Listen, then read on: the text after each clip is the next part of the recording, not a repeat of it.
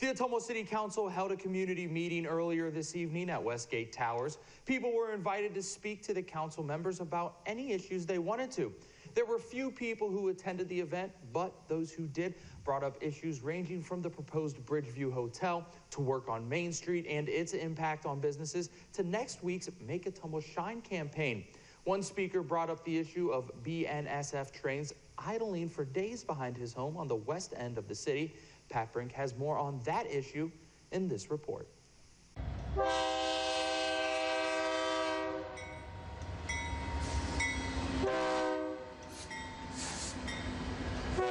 With as many as 48 trains passing through Ottumwa each day, we're all used to the horns and the sound of the cars passing.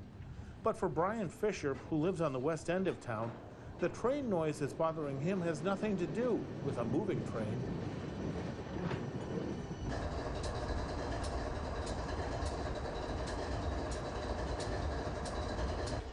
Yeah, if you can hear me and see the pollutants that's coming out of the engines there. 3 engines sitting in your backyard, you know, nobody wants to listen to that 24 hours of the day.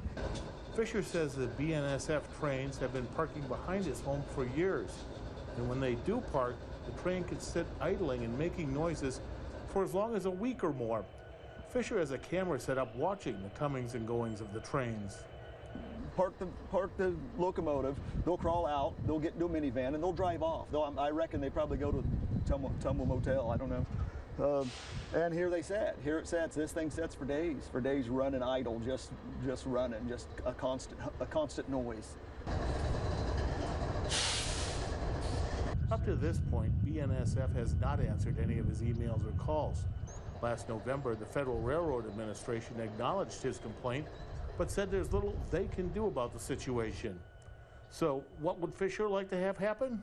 Park somewhere else, park half a mile down where there's, like I said, there's no inhabitants. There's very little, it's countryside.